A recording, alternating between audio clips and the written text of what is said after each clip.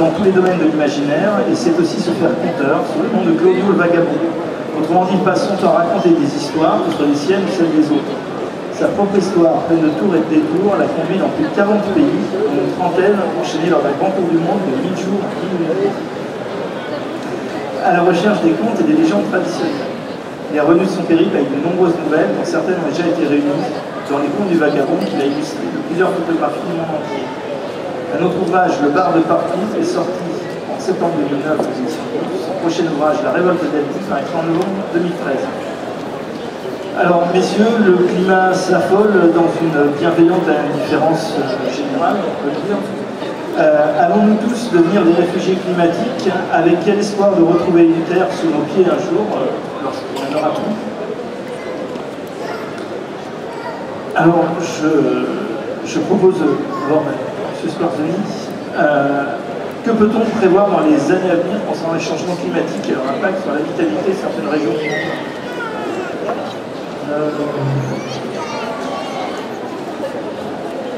C'est difficile de parler des conséquences du changement climatique parce que c'est là qu'on a le plus de doutes et d'incertitudes. Mais on sait déjà qu'une partie des réfugiés climatiques seront dus à la montée du niveau des océans. La montée du niveau des océans, elle a deux causes principales. Le réchauffement climatique qui réchauffe l'océan et l'eau chaude occupe plus de place que l'eau froide. Et puis la fonte du Groenland et des calottes polaires qui injectent des quantités massives d'eau douce dans les océans et qui font monter le niveau des océans. Alors, au niveau de l'échelle de ce qui se passe, on estime que les niveaux des océans ont monté de 17 cm au cours du XXe siècle et que l'augmentation du niveau des océans a plus que doublé et s'accélère. Au cours des années 90, elle est passée de 1,7 mm par an à 3 mm par an. Et elle continue de s'accélérer parce que le réchauffement climatique continue de poursuivre son cours. Alors qu'est-ce que ça veut dire? Ça veut dire que les prévisions pour le XXIe siècle, la fourchette de prévision serait entre 30 cm d'élévation du niveau des océans et 2 mètres pour les pronostics les plus graves et les moins probables. Mais qu'est-ce que ça veut dire exactement? On estime que pour 50 cm d'élévation du niveau des océans, ça produirait 100 millions de réfugiés climatiques sur la planète. On sait qu'on n'échappera pas à quelques dizaines de centimètres, peut-être 1 mètre. Et donc là, ça va impacter des millions de personnes sur la planète. La moitié de la population mondiale vit au voisinage des côtes. 16 des 20 mégapoles mondiales sont au voisinage des côtes. Et donc les situations vont être catastrophiques. Des pays comme des zones densément peuplées, comme le delta du Gange ou le delta du Nil, vont perdre une partie de leur territoire. Et ces gens-là vont se déplacer, certains à l'intérieur de leur pays. On peut imaginer des millions de réfugiés en Égypte se déplaçant en Égypte pour trouver ailleurs leurs moyens de subsistance. On peut imaginer aussi en 2060 20 millions de réfugiés au Bangladesh qui passent en Inde. Et là, les conséquences sont d'une autre nature. Qu'est-ce qu'en 2060 seront les relations entre l'Inde et le Bangladesh? Comment ces pays qui sont peu armés sanitairement, socialement, pour s'occuper de réfugiés, pourront gérer ces flots massifs de réfugiés? C'est des situations qui sont inquiétantes et qui ne sont pas prévues parce qu'on passe dans un autre monde. On ne sait pas gérer ces situations-là, on ne sait pas les anticiper. Ça veut dire des exodes ruraux massifs, des gens qui vont aller se tanker dans des villes ou dans des bidonvilles à la recherche d'emplois qui n'existent pas, dans des lieux où il n'y a pas de système sanitaire, où les maladies vont se multiplier. Et pour des États qui ne sont pas très solides, ça peut être des sources de troubles, de conflits, de tensions assez importantes. Ça, c'est juste pour la montée des océans, mais il y a aussi la désertification, le déplacement des maladies à vecteurs. Il y a beaucoup de facteurs qui vont amener entre 100 à 200 millions de réfugiés au cours du XXIe siècle sur la planète. Donc, je vais enchaîner sur ton introduction. Donc effectivement, les réfugiés climatiques, ce sont des éco-réfugiés qui sont obligés de retrouver un territoire pour se loger, suite à deux causes principales, les causes naturelles, comme tu disais, les inondations, les ouragans ou les tremblements de terre, mais aussi dues à des causes humaines comme la déforestation, la toxicité des sols et la gestion des déchets nucléaires. On peut lancer le PowerPoint sur l'écran qui est derrière moi.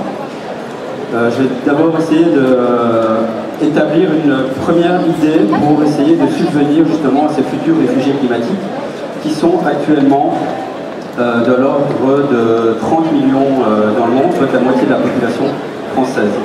Donc effectivement, pour le moment, on distribue en moyenne 30 cm et 2 mètres, donc les gouvernances internationales sont d'accord pour dire que d'ici 2100, on aura une montée des océans de 90 cm, ce qui engendrera l'immersion de 1% de l'Irlande, 7% de l'Égypte, 18% du Bangladesh et jusqu'à 85% de l'île Kiribati dans l'océan Pacifique. Nous, on a travaillé avec la municipalité de Kiribati pour essayer d'inventer une ville nomade qui soit en adéquation avec l'environnement et qui flotte, qui navigue à travers les océans.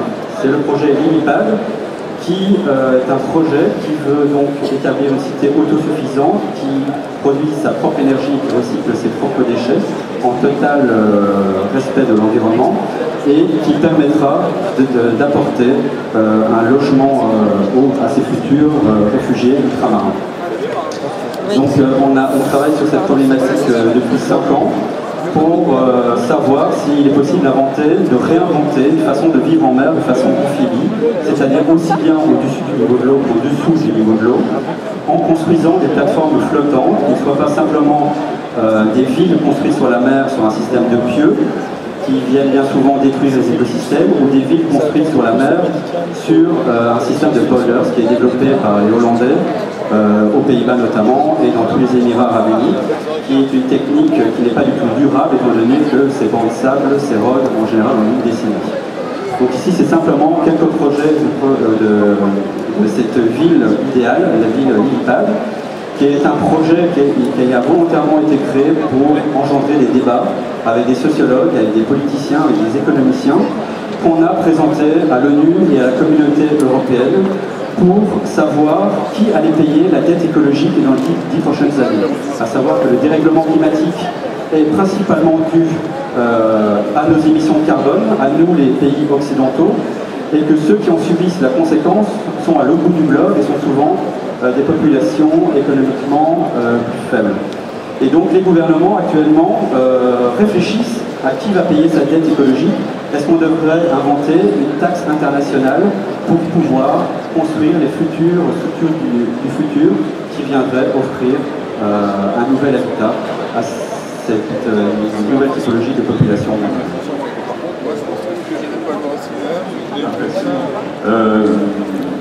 Moi j'ai longtemps rêvé devant vos images.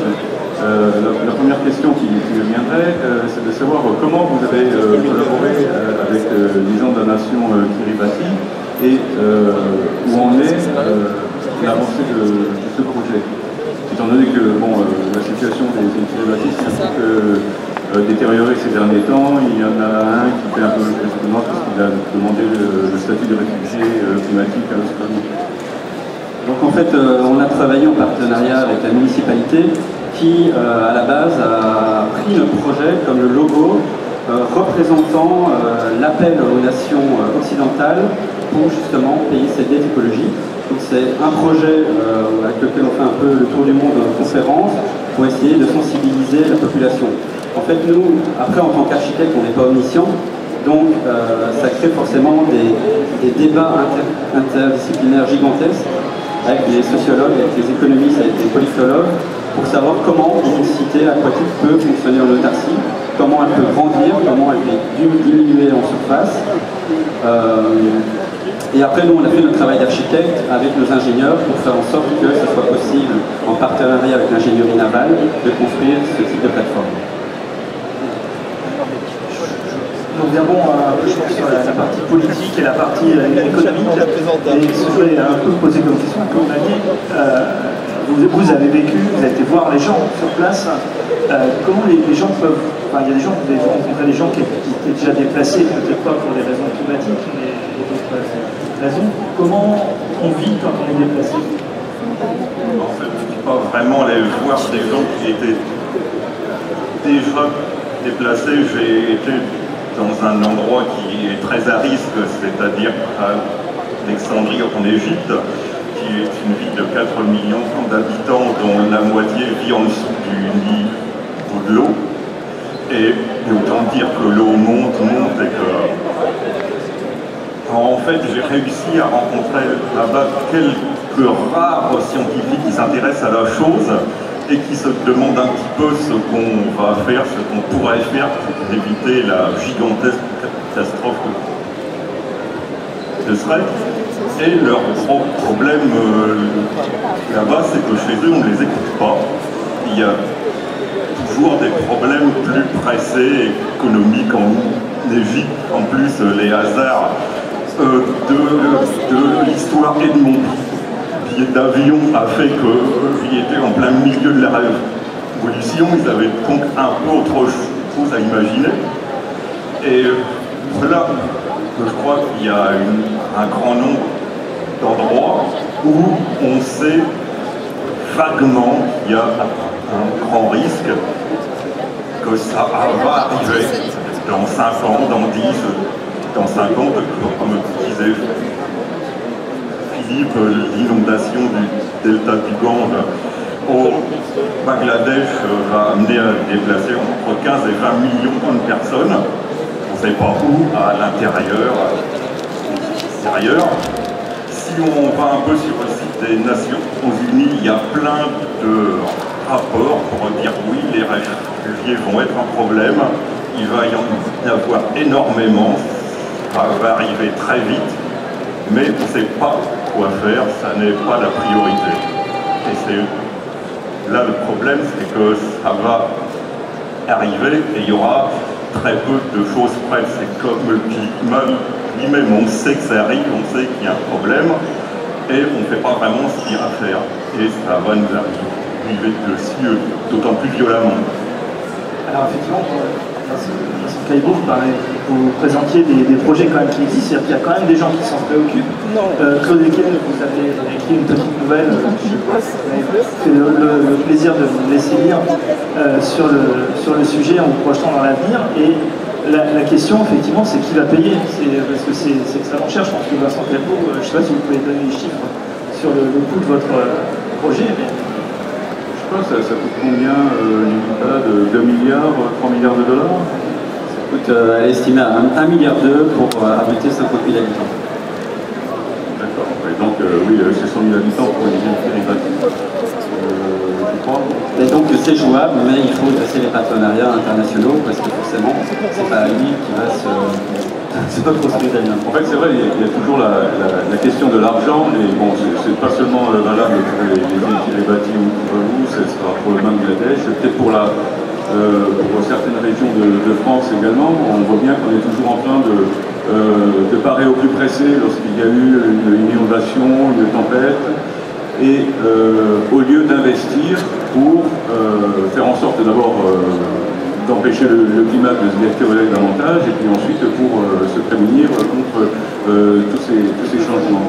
J'avais participé il y a quelques années à un colloque organisé par Vivagora sur Avignon qui ne fait que réfléchir sur changer le paysage et la ville face au changement climatique, réfléchir là-dessus mais à l'échelle locale puisque les solutions ne sont pas les mêmes d'une région ou d'un pays sur l'autre.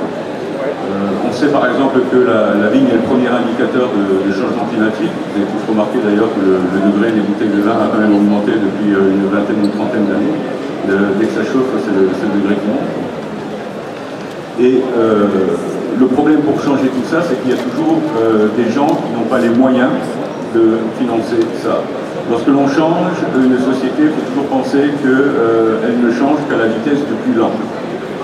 Et là où il faut se méfier, c'est qu'on ne laisse pas en arrière tous les gens qui n'ont pas les moyens d'investir dans des maisons davantage écologiques.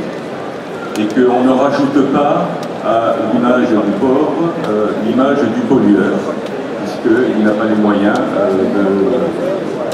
de faire attention et d'investir dans des constructions d'avenir.